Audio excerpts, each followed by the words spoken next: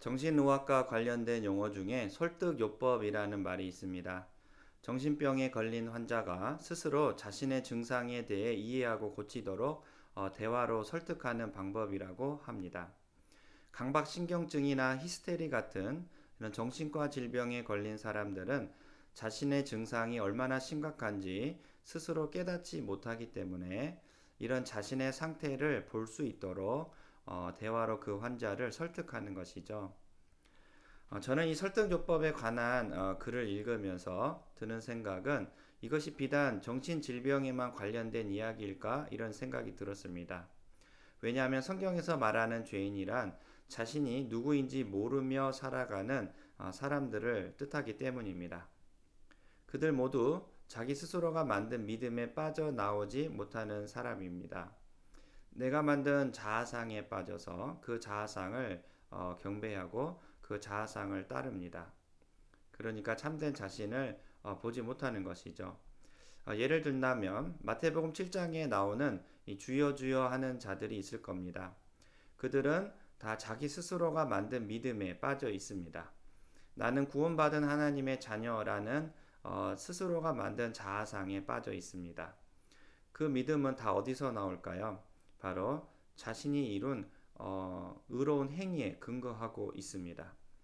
주의 이름으로 선지자 노릇하고 귀신을 쫓아내고 많은 권능을 행한 자기의 의로운 행위를 근거로 자기가 자기를 위해 믿음을 만든 것입니다. 그래서 이들은 죽은 자의 부활 이후 당연히 천국에 갈 줄만 알고 있습니다. 왜냐하면 추워도 자신이 지옥에 갈 거라는 생각을 하지 않았기 때문입니다. 마태복음 7장 22절 말씀입니다. 그날에 많은 사람이 나더러 이르되 주여 주여 우리가 주의 이름으로 선지자 노릇하며 주의 이름으로 귀신을 쫓아내며 주의 이름으로 많은 권능을 행하지 아니하였나이까 하리니. 그런데 그들은 그들의 믿음대로 정말 천국에 갔습니까? 심판장이신 그리스도는 그들을 모른다고 하셨습니다. 그들은 부활 후 그리스도 심판대 앞에 갈 때까지 나는 천국에 가리라 라는 자기가 만든 믿음에 빠져 있었던 것이죠. 우리는 반드시 이런 믿음, 이런 거짓된 믿음에서 빠져나오게 되는 이 은혜로운 사건을 꼭 만나야 할 것입니다. 자신이 빛 가운데 행한 줄 알았는데 도리어 어둠에 있었다라는 것을 깨닫는 사건이 꼭 일어나야 하는 것이죠. 이게 바로 거듭남입니다. 이런 점에서 예레미야 말씀은 굉장히 중요합니다. 예레미야 말씀, 이런 말씀이 있는데요. 한번 읽어보겠습니다.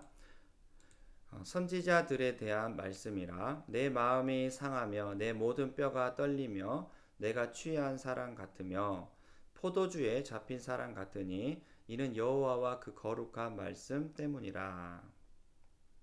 여기 말씀을 읽다 보면 우리는 정말 감탄과 놀람에 빠지지 않을 수가 없습니다. 왜냐하면 이 하나님 말씀에 대한 강력한 권위와 권능을 느낄 수 있기 때문입니다. 그 말씀이 얼마나 권능이 있습니까? 말씀에 보니까 포도주에 잡힌 사람이라고 나옵니다. 그러니까 완전히 이 사람을 장악한다는 뜻이죠. 어느 한 구석이라도 남기지 않고 조금의 여지도 없이 100% 완전히 사람을 사로잡아 버린다고 이렇게 말씀합니다. 그래서 말씀해 보니까 내가 취한 사람 같다 이렇게 나옵니다. 골수 깊은 곳까지 혈액의 DNA까지 파고드는 강력한 권위와 권능이 이 사람의 온몸을 장악하는 것입니다. 이는 마치 정말 우리가 술에 취한 사람을 보듯이 전혀 다른 사람으로 바꾸어 버리는 것이죠. 그래서 그 말씀에서 일으키는 그 신적인 권위와 권능이 이렇게 사람을 완전히 장악하게 된다면 어떤 현상이 일어납니까? 하나님의 말씀은 사람의 마음을 상하게 한다고 나와 있습니다. 마음이 상한다. 이것은 무슨 뜻일까요? 영어 성경에는 My heart is broken 이라고 나와 있습니다. 저는 이 말씀을 같은 장에 있는 29절 말씀으로 이야기하고 싶은데요. 29절 말씀을 한번 읽어보겠습니다. 여호와의 말씀이니라 내 말이 불 같지 아니하냐 바위를 쳐서 부스러뜨리는 방망이 같지 아니하냐. 여기 말씀해 보면 하나님의 말씀을 어디에 비유하고 있습니까? 불과 같고 바위를 쳐서 부스러뜨리는 방망이 같다고 이렇게 말씀합니다. 우리는 종종 길을 가다 보면은 공사 현장에서 큰 굴삭기가 이렇게 바위를 깨트리는 것을 볼 수가 있습니다. 큰 거대한 이 콘크리트를 부스러뜨리는 이 굴삭기를 보고 있으면 정말 큰 소리가 나죠. 이 굴삭기의 힘은 삽이나 갱이의 힘과 비교할 수 없을 만큼 아주 힘이 세고요. 그리고 그 두꺼운 암벽을 뚫거나 이게 긁고 있습니다. 정말 탕탕탕탕 이렇게 아주 굉장한 소리를 내면서 도저히 깨지지 않을 것만 같은 그 암벽 덩어리가 이 조각조각 이 바깥으로 튕겨져 나갑니다.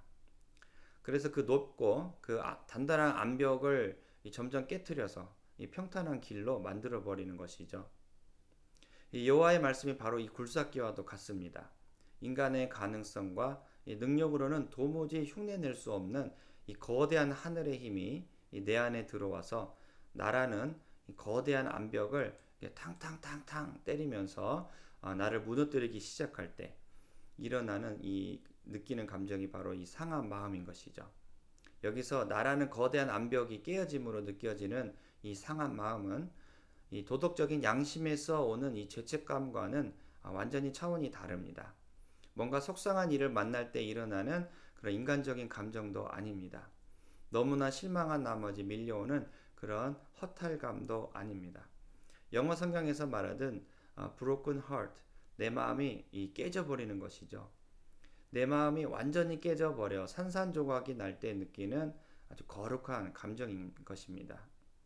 감히 인간의 영역에서는 지어낼 수도 없고 흉내낼 수도 없는 아주 거룩한 감정인 것입니다. 인간이 평소에 느끼는 감정이 아닌 전혀 다른 세계에서 들어오는 감정, 즉 지극히 거룩한 하나님의 영역에서 이루어지는 감정을 뜻합니다. 온 우주를 생기게 한 그 막강한 하나님의 말씀이 내 안에 들어와 나라는 거대한 암벽을 탕탕탕 때리면서 무너뜨리기 시작할 때 그 사람은 그 거룩한 말씀에 완전히 압도당합니다. 항복할 수밖에 없는 것이죠. 말로 형용할 수 없는 그 거룩함과 그 진지함이 그 사람의 머리부터 발끝까지 그리고 눈에 보이지 않은 오장육부까지 속속히 들어가서 장악하게 되는 것입니다.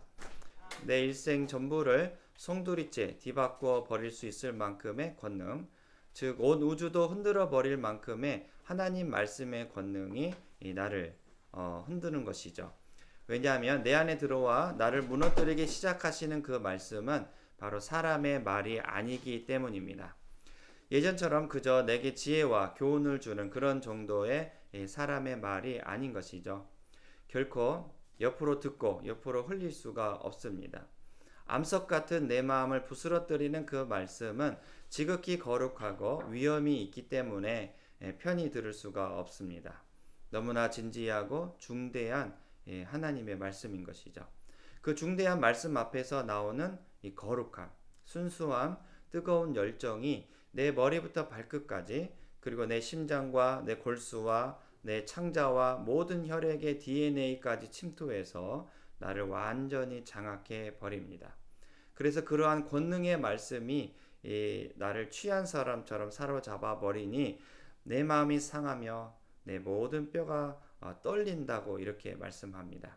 9절의 말씀인데요. 이 9절의 말씀 한번 다시 읽어보겠습니다. 선지자들에 대한 말씀이라 내 마음이 상하며 내 모든 뼈가 떨리며 내가 취한 사람 같으며 포도주에 잡힌 사람 같으니 이는 여호와와 거룩한 말씀 때문이라. 여러분, 포도주에 취한다라는 말씀에 주의를 기울여 보십시오. 취한다. 취한다라는 뜻은 우리가 가진 이성이 더 이상 힘을 쓰지 못할 정도로 완전히 그 범위를 초월해 버릴 때 쓰는 말입니다. 우리 술에 취해 버리면 우리의 이성이 더 이상 힘을 쓰지 못합니다. 똑바로 걸을 수도 없고요. 공부를 잘 할 수도 없고요. 운전을 잘 할 수도 없습니다. 심지어는 술에 취하면 자신이 무슨 짓을 하고 있는지 하나도 기억이 나질 않습니다. 평소 우리의 이성은 이러지가 않죠. 얼마든지 우리가 원하는 대로 우리의 마음이 원하는 욕구대로 운동도 할 수 있고요. 공부도 할 수 있고요. 운전도 잘 할 수 있습니다. 그러나 이러한 우리의 이성과 사고가 전혀 힘쓰지 못하는 상황이 일어난다면 그게 언제일까요?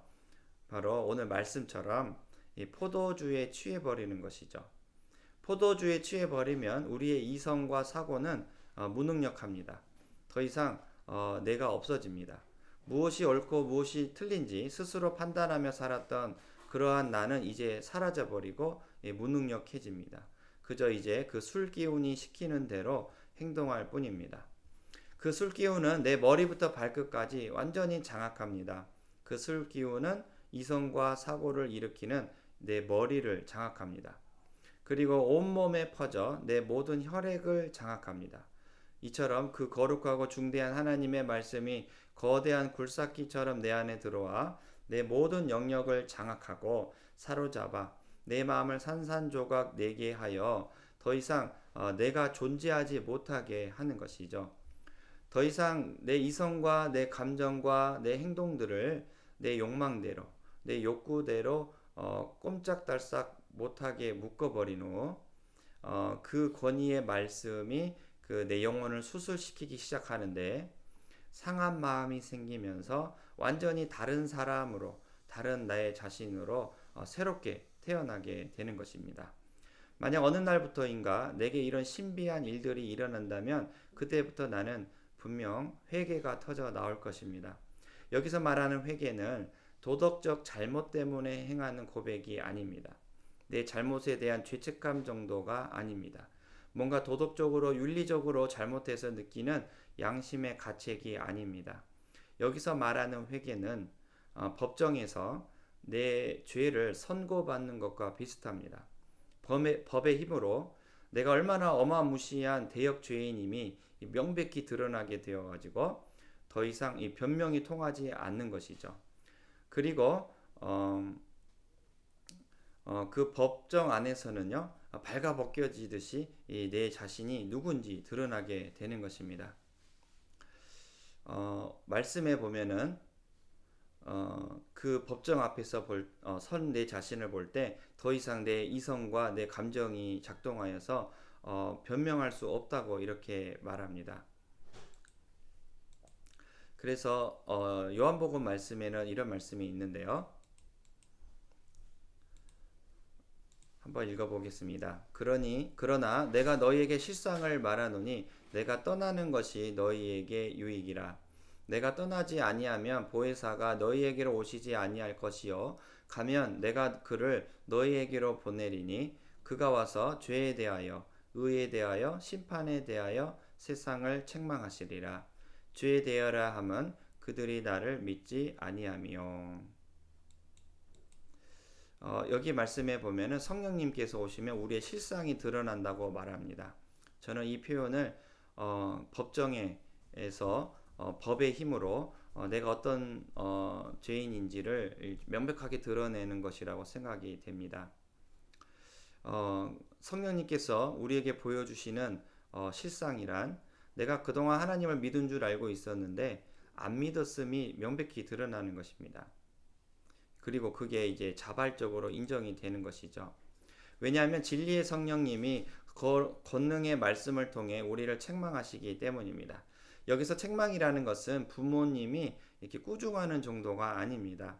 앞으로는 정말 그러지 마 이렇게 타이르는 정도가 아닙니다. 여기서 성령님의 책망은 아까 말씀드린 이 법정에 서 있는 죄인과도 같습니다. 아주 발가벗기듯 성령님께서 자신의 진리로 내 실상을 드러내시는데 그게 모두 인정해야만 하는 정말로 변명이 통하지 않는 그런 사실로 밝혀지는 것이죠. 어느 누가 자신의 진리로 드러내시는 이 성령님, 진리의 성령님의 고발에 대해서 변명을 하고 변호사를 사서 자기의 의로움을 그래도 주장할 수가 있겠습니까? 어느 누가 불공정하다고 그 성령님의 판결을 상소할 수가 있겠습니까? 법정에서 그 법을 따라 죄인이 죄인으로 확정되듯이 이 성령님의 진리의 책망은 대역죄인이 나의 실상을 여전히 여실히 다 드러내는 것입니다. 그러니까 어, 내가 어떤 존재인지 인정이 되면서 자연히 회개가 터져 나오지 않겠습니까? 그러니 벌벌 떨면서 회개하지 않겠습니까? 이 회개가 우리 삶에 일어난다면 분명 그 사람은 거듭나게 될 것입니다. 베드로전서에 이런 말씀이 있는데요. 베드로전서 1장 23절의 말씀입니다. 제가 한번 읽어보겠습니다. 너희가 거듭난 것은 썩어질 씨로 된 것이 아니요 썩지 아니할 씨로 된 것이니 살아있고 항상 있는 하나님의 말씀으로 되었느니라. 여기 말씀해 보면 우리가 거듭나게 되는 이유는 바로 말씀이라고 말합니다. 살아있고 항상 있는 하나님 말씀 때문이라고 말합니다. 여러분, 거듭남이 무엇입니까? 조금의 진보를 뜻합니까? 아니면 조금씩 성장하는 것을 뜻합니까? 아닙니다. 거듭남은 내가 알고 있었던 내가 완전히 깨져버리고 부서지고 무너져서 전혀 다른 새로운 존재로 태어나는 것을 뜻합니다. 그 거듭남이 바로 오늘 아까 말씀하신 그 성령 하나님의 말씀으로 이렇게 된다라는 것이죠. 이게 바로 참된 하나님 말씀의 권능입니다. 이게 바로 참된 하나님 말씀의 능력입니다. 또 히브리서 4장 11절부터 13절 말씀에는 이런 말씀이 있는데요. 한번 읽어보죠. 그러므로 우리가 저 안식에 들어가기를 힘쓸지니 이는 누구든지 저 순종하지 아니하는 본에 빠지지 않게 하려 함이라. 하나님의 말씀은 살아있고 활력이 있어 좌우의 날선 어떤 검보다도 예리하여 혼과 영과 및 관절과 골수를 찔러 쪼개기까지 하며 또 마음의 생각과 뜻을 판단하나니 지으신 것이 하나도 그 앞에 나타나지 않음이 없고 우리의 결산을 받으실 이의 눈앞에 만물이 벌거벗은 것 같이 드러나느니라. 여기 말씀해 보면 저 순종하지 아니하는 사람들이 나오는데요. 그들은 누구일까요? 바로 출애굽한 이스라엘 백성들을 뜻합니다. 그들은 이집트에서 400년간 짐승처럼 일만해온 노예들이었습니다. 그런 소망 없는 노예들은 노예들을 하나님은 출애굽시키시고 약속의 땅, 즉 아름답고 광대한 땅, 적과 꿀이 흐르는 그 가나안으로 인도해 주신 것입니다. 그들은 이렇게 얼마나 큰 은혜를 받았습니까? 또한 그들은 애굽의 재앙 10가지를 보면서 살아계신 하나님을 경험했을 것입니다. 애굽의 장자들은 하룻밤 사이 죽임을 당했는데 이스라엘 백성들의 자녀는 그 다음 날이 되어도 건강하게 살아있다면 이스라엘 백성들이 그것을 보고 얼마나 확신 있게 정말로 하나님 살아계시는구나를 깨닫게 되었을까요? 이스라엘 백성들은 또한 홍해를 건너 민족입니다.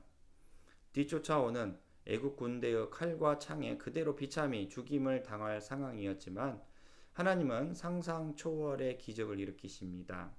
그 망망한 바다, 홍해를 둘로 가르시고요. 그 사이를 지나서 바다를 건너가게 하신 것입니다. 여러분, 이런 말도 안 되는 기적을 경험했는데 더욱더 그들은 하나님을 믿고 싶지 않겠습니까? 이뿐만이 아닙니다. 그들은 농사를 짓지도 않았는데 매일매일 먹을 것을 가질 수가 있었습니다. 그것도 풀 한 폭이 안 나는 광야에서 항상 먹을 것을 가지고 있었습니다. 오늘도 집 밖에 나가기만 하면은 만나를 구할 수가 있었으니 그 만나를 주어 담을 때마다 그들은 하나님의 은혜와 사랑을 느꼈을 겁니다. 이렇게 그들은 매일 그 광야길에서 은혜로우신 하나님, 그 하나님의 살아계심을 보았습니다. 그들이 하나님을 모르는 백성이 아닙니다. 그들은 하나님을 믿은 백성들이었습니다. 그런데 문제가 무엇입니까? 진리 노릇하려는 자기 자신이 여전히 살아있어서 계속적으로 하나님께 반역하면서 순종하지 않는 삶을 살았다라는 것이죠. 내 이성, 내 뜻, 내 지혜가 여전히 내 안에서 하나님 노릇하고 있기 때문에 하나님 믿는 백성으로서 자기 자신을 이해하고 있었지만 삶은 전혀 달라지지 않았다라는 것입니다. 그래서 그 하나님의 사랑을 경험해서 알았지만 결국은 어땠습니까? 변화받지는 못한 백성들이었습니다. 그렇게 하나님의 은혜를 받고 있었지만 여전히 불순종하는 삶을 산 백성들이었던 것이죠. 이런 백성들의 실상이 방금 읽은 11절 말씀에 적나라하게 드러난 것입니다. 그래서 이런 백성들을 위해서 히브리서가 하는 말씀이 무엇입니까? 그게 바로 12절 말씀이죠. 하나님의 말씀은 살아있고 활력이 있어서 좌우에 날선 어떤 검보다 예리하여 혼과 영과 및 관절과 골수를 찔러 쪼개기까지 하며 또 마음의 생각과 뜻을 판단하나니. 하나님의 말씀은 살아있는 검이라는 것입니다. 그것도 양날이 시퍼렇게 서 있는 검이라는 것입니다. 그 말씀의 검이 하나님의 은혜와 사랑을 받으면서도 삶이 여전히 변화되지 않아 불순종의 삶을 사는 이 이스라엘 백성들에게 찾아온다면 그들이 계속해서 이렇게 불순종하는 삶을 살 수 있겠냐고 히브리서는 말하고 있는 것이죠. 그 하나님의 말씀은 양날에 시퍼렇게 선 검과 같아서 우리의 혼과 영과 및 관절과 골수를 찔러 쪼갭니다. 그 사람의 머리부터 발끝까지 눈에 보이지 않는 이 오장육부 혈액의 모든 DNA까지 찾아 들어와서 우리를 찔러 쪼개는 것입니다.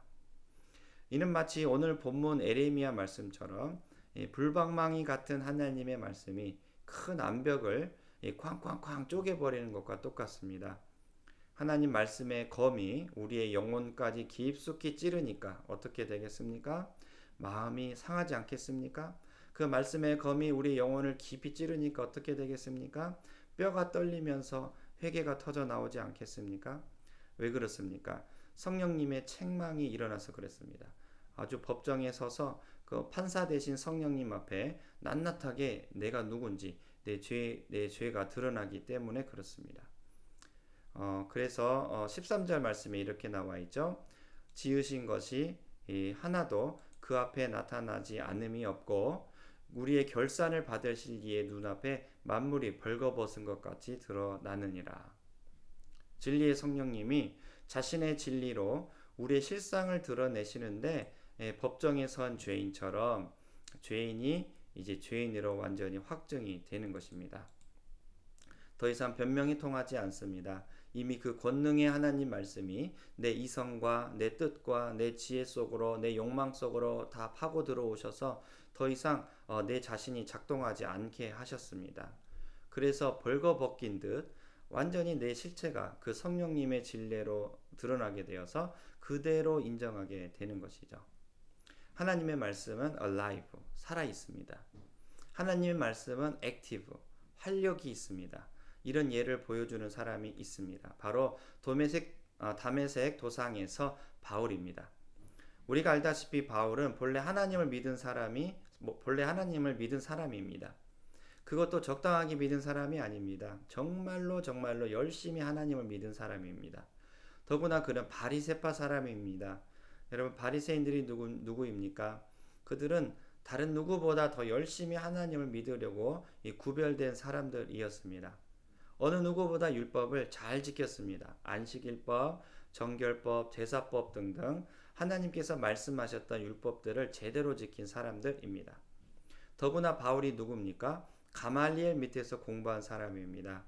당시 하나님의 말씀을 가장 잘 이해하고 가장 잘 실천했다는 그 유명한 율법 선생님 밑에서 공부를 한 것입니다. 요즘으로 따지면 세계에서 가장 유명한 신학교에서 엘리트로 공부를 한 것입니다. 그는 스스로 자부했습니다. 어느 누가 그런 바울을 보고 너는 예수를 믿지 않으니까 지옥 갈 거야 이렇게 말할 수가 있겠습니까?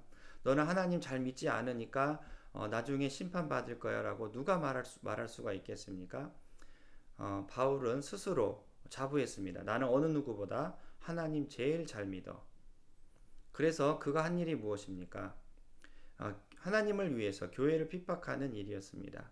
왜냐하면 예수라는 자는 신학교를 나온 것도 아닌데 설교를 했습니다. 그리고 안식일법도 지키지 않았고 더구나 가장 치명적인 것은 뭡니까?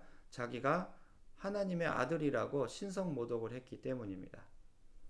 자기가 하나님이라고 떠들어 다니려면 최소한 율법 정도는 잘 지켜야 하지 않겠습니까? 그런데 그런 하나님의 말씀도 어기면서 어떻게 예수라는 자가 메시아, 그리스도가 될 수 있나 하면서 도저히 이 바울이 보기에는 예수님을 용납할 수 없었던 것이죠. 바울은 그를 없애는 것이 오히려 하나님을 기뻐하는 일이라고 생각했고 그래서 교회를 핍박했던 것입니다. 그 믿음은 자신이 하나님을 믿은 사람이기 때문에 나온 것입니다. 그 믿음 자신이 하나님 말씀을 잘 알고 있기 때문에 나온 것입니다. 그런데 그가 가진 믿음은 옳은 믿음이었습니까? 아닙니다. 여러분, 그 믿음이 언제 틀린 믿음이라고 드러났습니까? 바로 다메섹으로 가는 길에서 하늘에서 들리는 예수의 말씀을 들을 때 드러났습니다. 바울에게 예수라는 자는 늘 신성모독하는 아주 나쁜 이단의 우두머리였는데, 아니 그분이 글쎄 하늘에서 이렇게 말하는 것입니다. 사울아 사울아 어찌하여 네가 나를 핍박하느냐. 바울은 정말 꿈에도 생각하지 못했을 겁니다. 예수라는 자가 하늘에서 자기에게 그렇게 말씀하실 줄 말입니다. 하늘에서 말씀하신다라는 것은 무엇을 뜻하겠습니까? 누가 하늘에서 말씀하십니까? 바로 하나님 아니겠습니까? 그런데 그 예수님께서 하늘에서 자기에게 말씀하고 있는 것입니다. 바울은 그때 뒤집어졌습니다. 하늘에서 들려오는 그 예수님의 말씀은 바울의 온몸의 신경 속으로 파고 들어왔습니다. 모든 세포와 모든 혈액 속으로 파고 들어왔습니다. 그리고 그의 이성과 감정, 마음을 장악했습니다. 그리고 인정할 수밖에 없었습니다. 내가 그동안 하나님 되시는 예수님을 내 스스로가 만든 믿음으로 대적하고 있었구나. 내가 그동안 하나님을 제대로 믿은 게 아니었구나. 그리고 그는 3일을 금식하며 회개했습니다. 그리고 그 말씀으로 다메섹 도상에서 만난 그리스도의 말씀으로 거듭나게 된 것이죠. 여러분, 우리는 이렇게 불방망이 같은 하나님 말씀으로 깨져야 합니다. 우리는 양날이 시퍼렇게 살아있어 활력 있는 검과 같은 하나님 말씀으로 쪼개져야만 합니다. 온 우주를 흔들 만한 그 권세와 권위의 말씀이 내 혼과 영과 관절과 골수까지 깊이 파고 들어와서 우리의 이성과 감정과 마음을 완전히 장악하여 우리의 실체가 어떤지 낱낱이 발가 벗겨지는 그런 일이 일어나야 하는 것입니다. 그렇다면 우리는 이제 거듭나게 될 것입니다. 살아있고 항상 있는 하나님 말씀으로 새롭게 태어날 것입니다. 그래서 우리는 기도해야 합니다. 하나님 말씀이 나의 혈액을 타고 들어와 완전히 취한 사람처럼 나를 붙잡아 주시기를 기도해야 합니다. 그래서 그 말씀이 암석과 같은 내 욕망을 깨고 내 모든 뼈가 떨릴 수 있도록 기도해야 합니다. 이런 은혜가 여러분에게 꼭 일어나시길 주의 이름으로 축원합니다.